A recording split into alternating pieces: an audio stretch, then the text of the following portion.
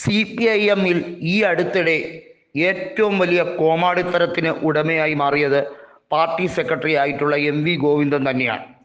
നിലവിൽ അദ്ദേഹം MLA കൂടിയാണ്. തളിപ്പറമ്പ് നിയോജക മണ്ഡലത്തിലെ ജനപ്രതിനിധി കൂടിയാണ്.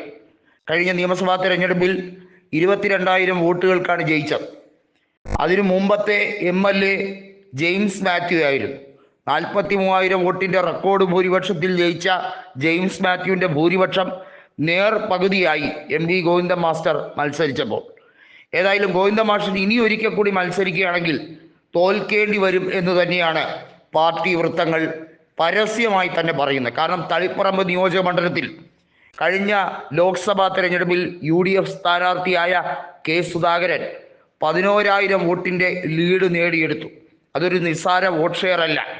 മാത്രമല്ല, തളിപ്പറമ്പ് നിയോജക മണ്ഡലത്തിൻ്റെ ഒരു കൃത്യമായിട്ടുള്ള പൊളിറ്റിക്കൽ സെനാറിയോ നോക്കുമ്പോൾ അവിടെ UDFന് വലിയ തോതിലുള്ള അപ്രമാദിത്വം നേടിയെടുക്കാൻ കഴിഞ്ഞ കുറേ തെരഞ്ഞെടുപ്പുകളിൽ സാധിക്കുന്നുണ്ട് എന്നുള്ളതാണ്.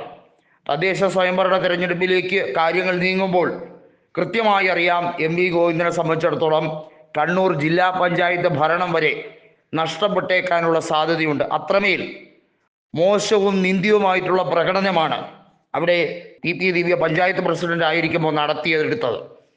ഏതായാലും MV ഗോവിന്ദൻ്റെ ഭാര്യയായ ശ്യാമള, അവർ ആന്തൂർ നഗരസഭ ചെയർപേഴ്സൺ ആയിരുന്നപ്പോൾ കാട്ടിക്കൂട്ടിയ കോലാഹലങ്ങളൊന്നും കേരള ജനതയുടെ മനസ്സാക്ഷി മറക്കാൻ പോകുന്നില്ല എന്നുള്ളതാണ് യാഥാർത്ഥ്യം. അവർ വ്യവസായിയായ സാജന്റെ മരണത്തിന് ഉത്തരവാദിയാണ് എന്നുള്ളത് കോൺഗ്രസ് അന്നും ഇന്നും ഉറപ്പിച്ച് പറയുന്ന ഒരു കാര്യം തന്നെയാണ്. അത് സാധാരണക്കാർ ഏറ്റെടുത്തൊരു വിഷയമാണ്.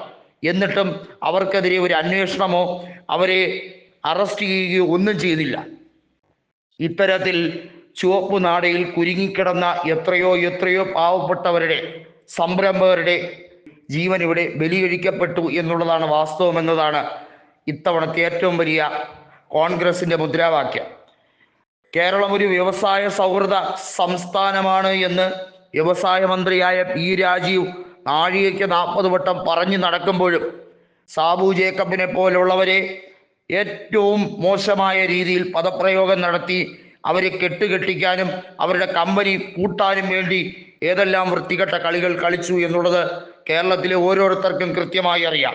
കുന്നത്ത് നാട്ടിൽ പ്രവർത്തിച്ചു വരുന്ന കിറ്റക്സ് കമ്പനിയെ കെട്ടുകെട്ടിക്കാൻ വേണ്ടി അതിൻ്റെ നിരവധിയായിട്ടുള്ള സർട്ടിഫിക്കറ്റുകളും അംഗീകാരങ്ങളും റദ്ദാക്കാൻ വേണ്ടി അവിടുത്തെ MLA ഉൾപ്പെടെയുള്ളവർ ശ്രമിച്ചത് നമുക്കെല്ലാവർക്കും അറിയുന്നൊരു കാര്യം തന്നെയാണ്.